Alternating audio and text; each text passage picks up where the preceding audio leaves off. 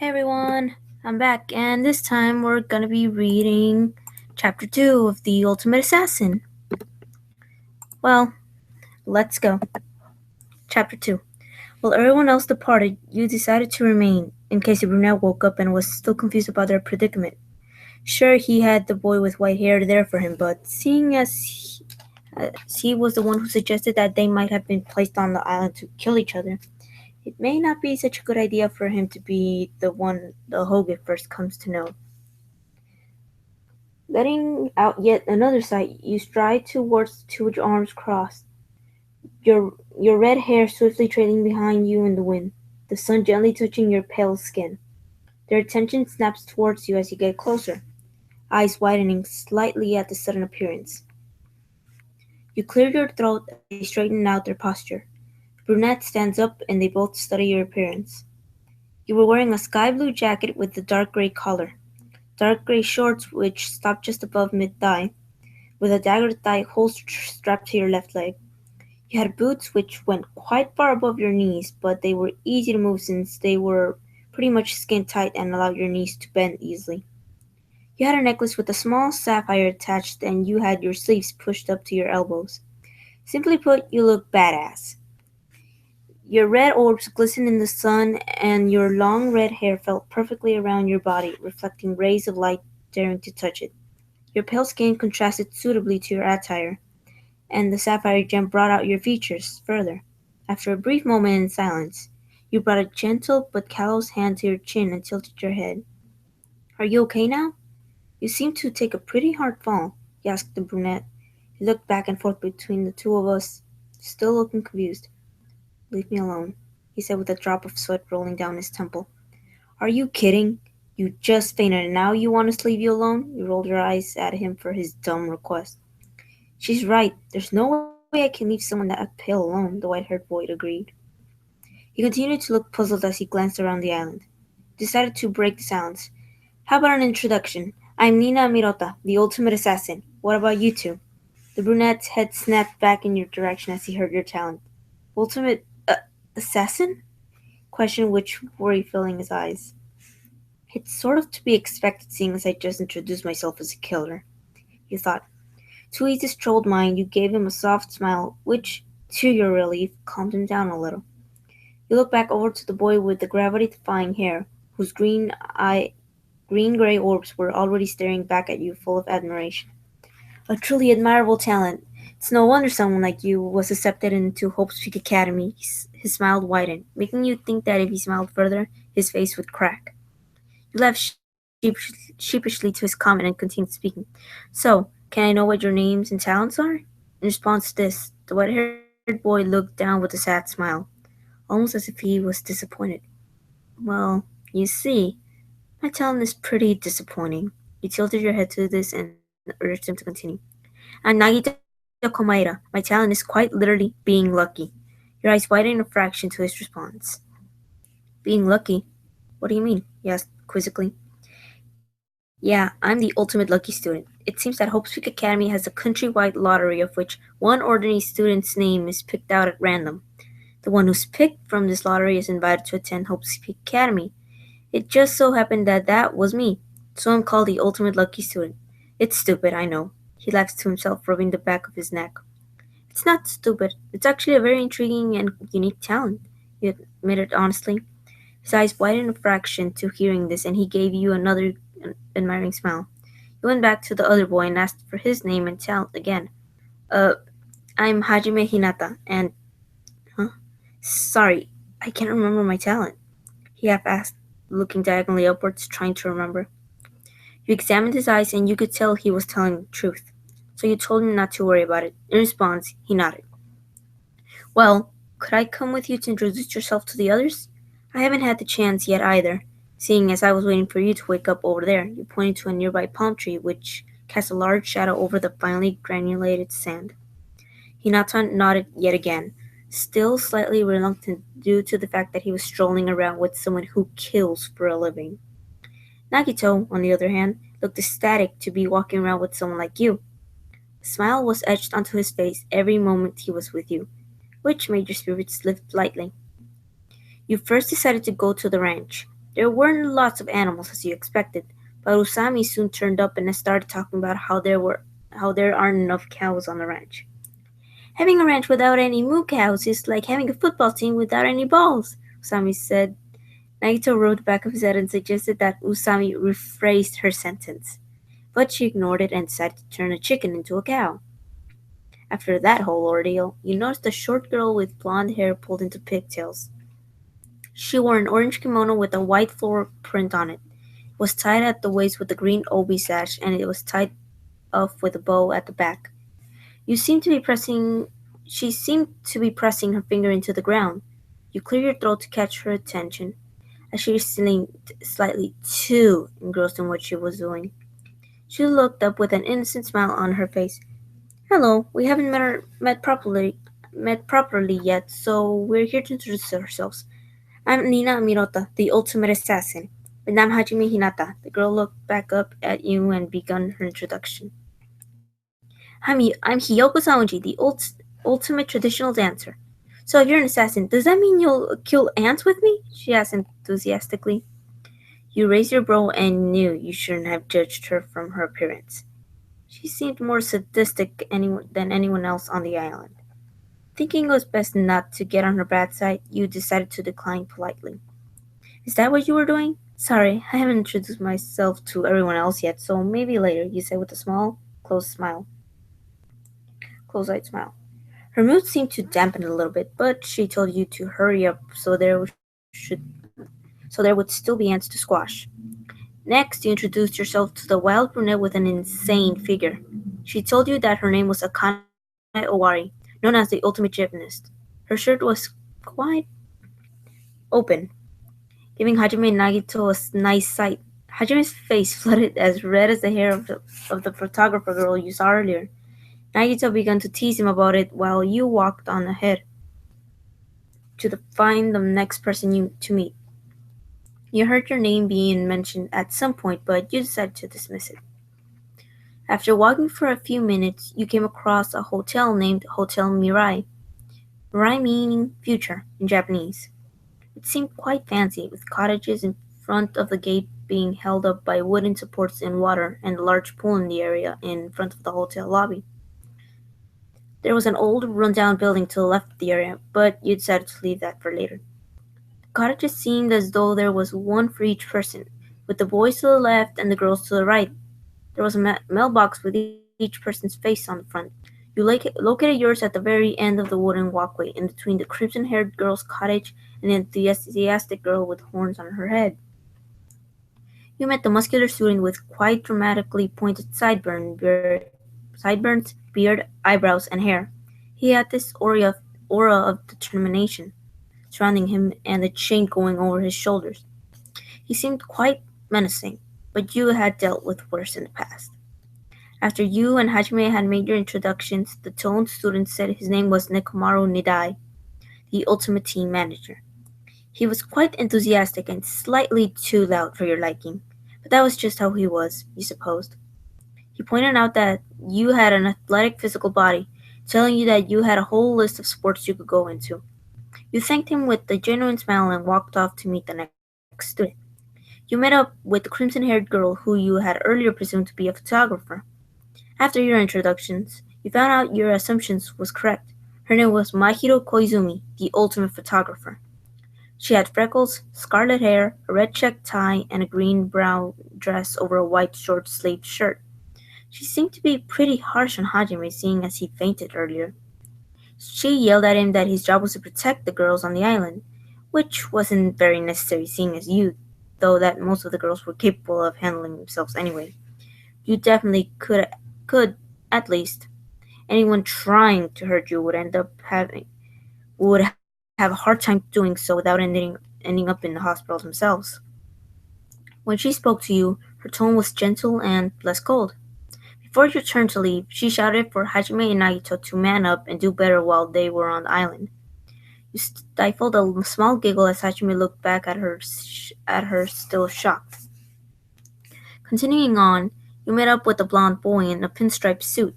He had a very baby-faced appearance, but thanks to your encounter with Hiyoko earlier, you refrained from assuming his character purely from appearance. He had a faint blush permanently swept across his cheeks and a small beauty mark on the right of his chin, below his lip. He had short hair with two curved lines shaved on either side of his head and a black tie with the logo printed on it. "Who the hell are you guys? Don't act all friendly and shit towards me," he snarled with an irritated tone. "Relax, Fuyuhiko. We're just here to introduce ourselves. They haven't met you yet, have they?" Nagito held his hands in front of his chest to gesture him to calm down. The boy scanned Hajime like a robot from head to toe, his brows furrowed the whole time. He then moved on to doing the same to you, but you saw his brows waver a bit and his blush increased slightly further. You looked at him with a blank expression, slightly tilting your head.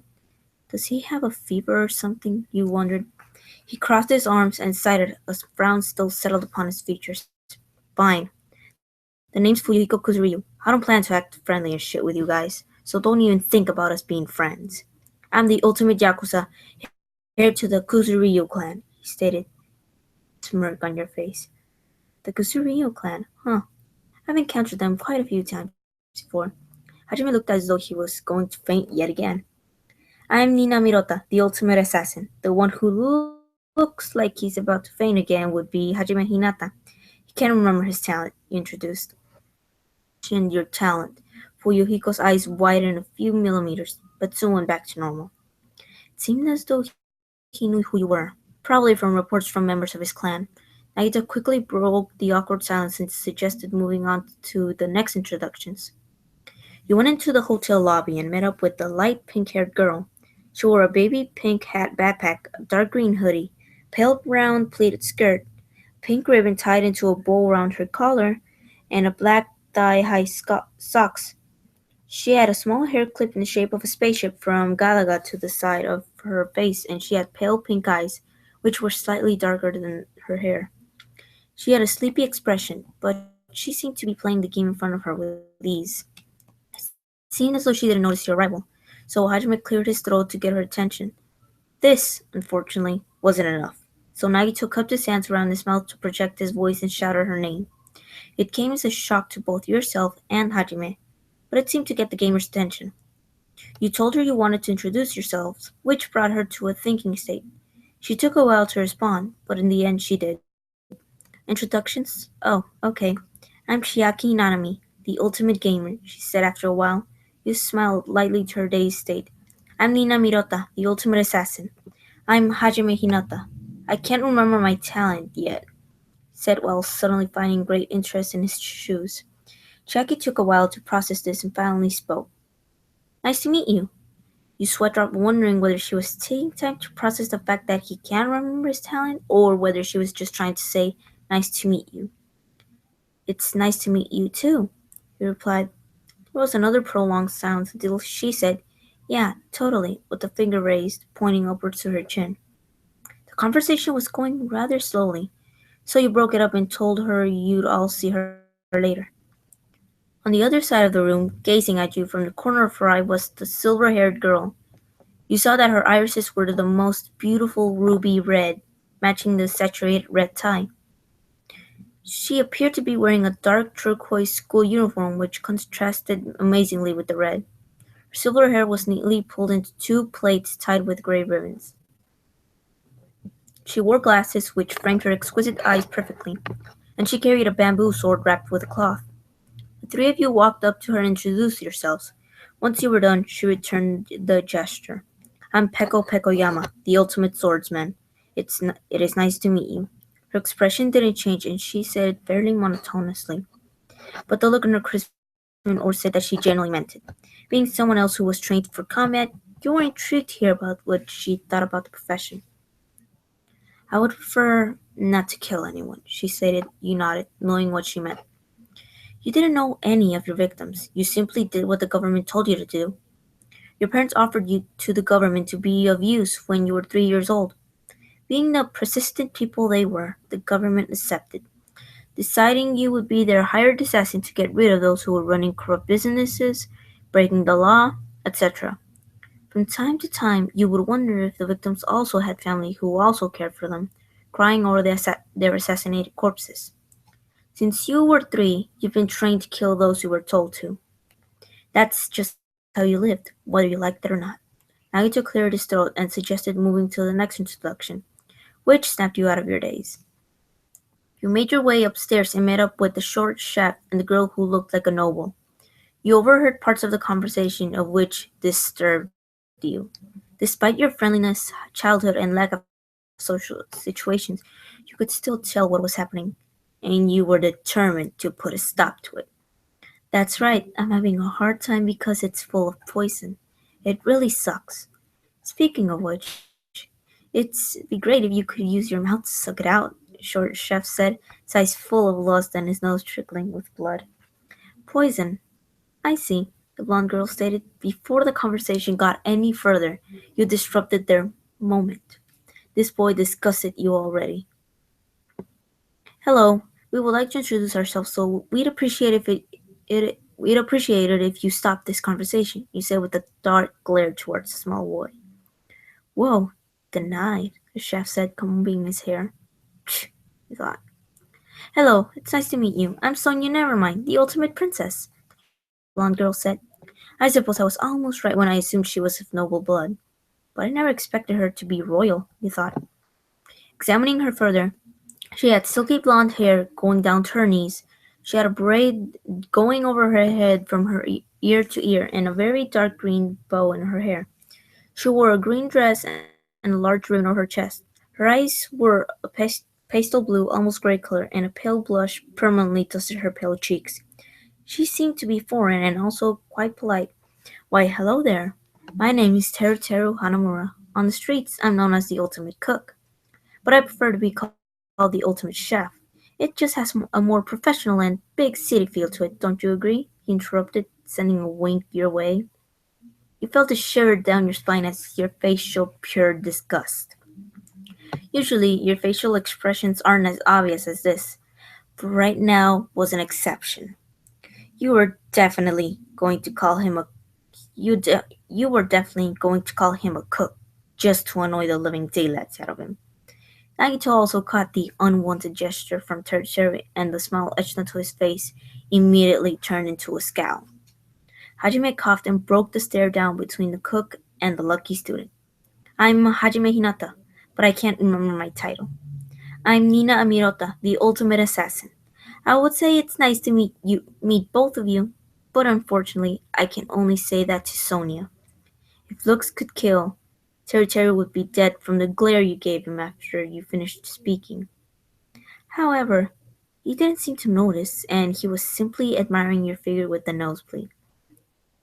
And I must say it's incredibly nice to meet you. You felt completely violated since you could tell he was basically undressing you with his eyes. Luckily, Nagito stood between you two and cut off his line of sight. Teruteru let out a sigh of disappointment and continued to talk to Hajime and Nagito for a few moments. I heard the cook say something about telling Sonia to suck the poison out of his loins, which caused you to gag. You were stuck on an island with a pervert. Perfect. Heading back outside, you headed towards the supermarket, still feeling vulnerable from the earlier encounter. The supermarket was named Rocket Punch Market. Inside there was a large supply of food and items, of which would be restocked whenever it would be needed. You met up with a girl who looked like a nurse. She had tousled purple hair and pink shirt with short puffed sleeves. She had a pale blue pleated skirt, bandages going up her right leg and more bandages on her left forearm. She had an apron covering the front of her shirt and most of her skirt. Her eyes were an unusual grayish purple, and she had a beauty mark on the corner of her left eye. Not to mention, she looked as though she was about to cry any second. Hello, we're here to introduce ourselves, you said. She shrieked and jumped back with shock after you spoke to her. You're talking to me? I'm sorry. I didn't know. Please forgive me. She burst into tears. Nagito looked at Hajime. You made a girl cry. Not cool, Hajime, he stated with a blank expression. This was enough to make you chuckle, and it drew the attention of the others. It's all right. I'm Nina Amirota, the ultimate assassin, you said with a small smile. She looked up at you, tears still dusting her eyes. If it's all right with you, may I please remember your name? She asked timidly, looking at you for confirmation. You smiled further and nodded as her mood raised. Hajime then introduced himself and she did the same in return with a vibrant blush.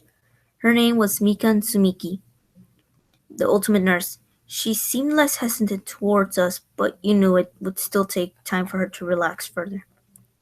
In another aisle, we met up with the extremely enthusiastic girl with horns on either side of her head.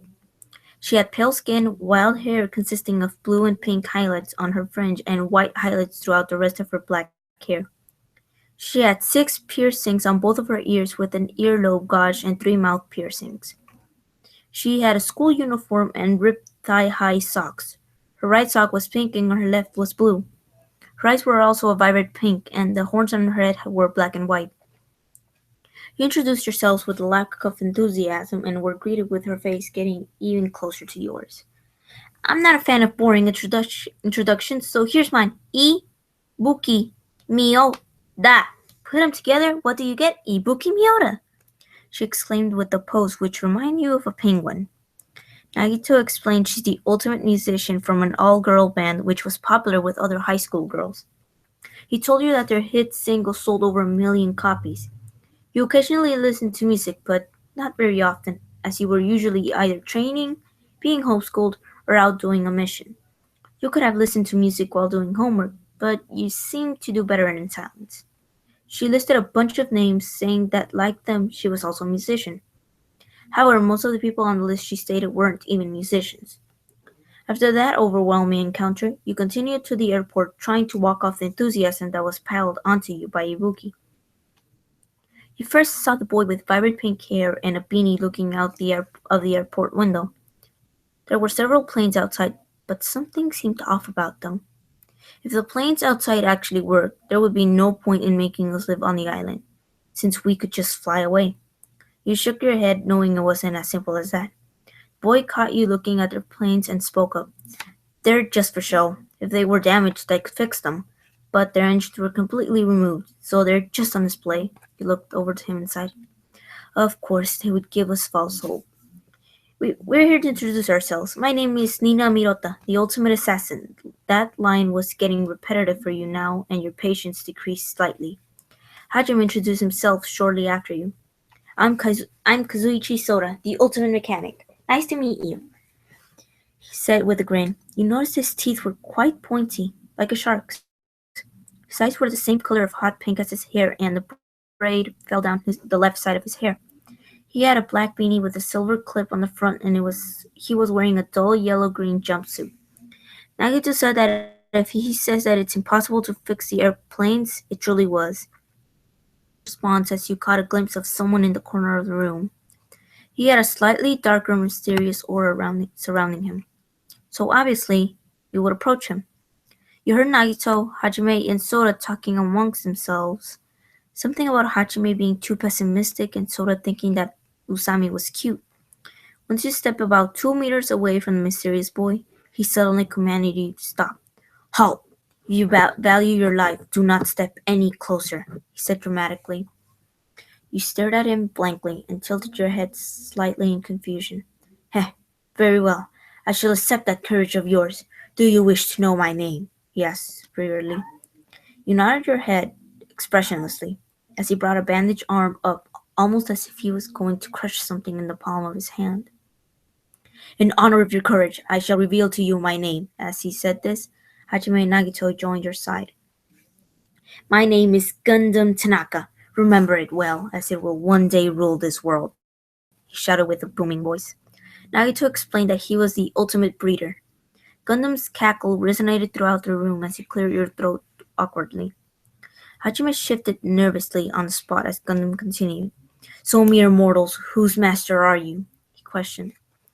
Hajime looked at him in complete confusion, the start of his eyebrows sliding upwards, almost meeting each other. You broke down his question and slowly figured out what it was. He's asking if you've ever had a pet, you depicted. Gundam nodded in agreement, with his eyes closed. Hajime told him he had a hermit crab which was passed around in elementary school. Gundam seemed to react badly to this, so you let out a nervous laugh as a drop of sweat rolled down your forehead. While Gundam ranted towards Hajime, you observed him further. He had an extremely unusual appearance.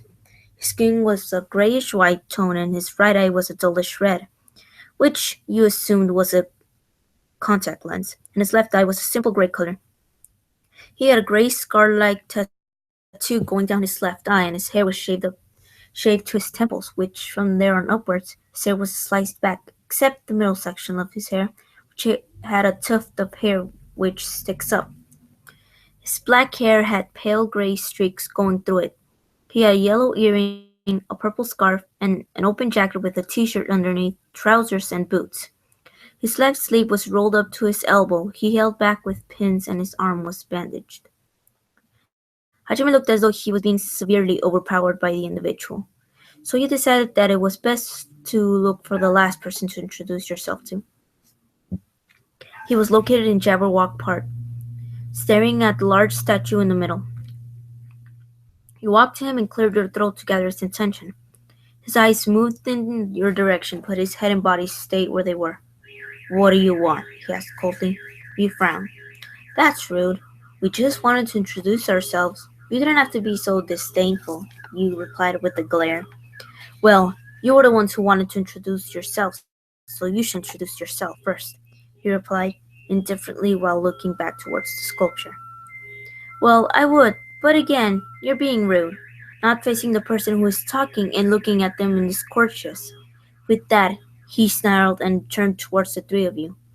Hajime and Nagito's sweat dropped at your behavior and rubbed the back of their necks. With this, you continued. "My name is Nina Amirota, the ultimate assassin. This here is Hajime Hinata, and I believe you've already met Nagito," you said, not looking away from the cocky gaze of the large boy. He crossed his arms and spoke. "My name is Byakuya Togami, the ultimate affluent prodigy heir to the Togami Corporation. Now you must understand it was a bad idea to act so rudely towards me." You scoffed at his comment, earning you yet another glare. "If I recall, the almighty hair," you emphasized almighty sarcastically, "was the one who was rude to me to begin with. Surely the ultimate affluent the product could have been raised with more manners than this." He seemed at a loss for words. No one had dared challenge him before, so you became first. Deciding to end the conversation there, he turned to Hajime. "She didn't mention your challenge. Care to tell me what it is?" he said with the same cold tone. Hajime shuffled his feet anxiously and replied, "I can't remember." Byakuya narrowed his eyes slightly at this. Luckily, Nagito jumped in and explained the situation. "Apparently he lost his memory due to shock. He can't remember much," he said with a nervous laugh. Just as Byakuya opened his mouth to say something else, a school bell went off, symbolizing an announcement. Your attention turned to a monitor of which displayed Usami. "Congratulations, everyone," she squealed. "I'm so happy. I've prepared a present for you all that'll make you very happy. Please gather at the beach," she said. "May shining hope be with you all afterwards." But you weren't really sure what she meant. With that, the screen shut down yet again. You looked around at the other three and noticed Byakuya's mouth was still open. You chuckled and closed his jaw. "Close your mouth. You'll catch flies if you stay like that for any longer." With that, you walked towards the beach. You could have sworn you heard Byakuya laugh slightly under his breath. Hajime and Nagito trailed behind you towards the beach. By the time you arrived, everyone was there, and Byakuya arrived just behind you. Well then, I wonder what this present would be. Well, thanks for watching, guys. That was chapter 2, and next time it'll be chapter 3. If you find a story you want me to read on, or comment it down below and send me the link or the title. If you want me to use a name, put it down in the comments below and any other details you want. Well, thank you for watching, and well, bye.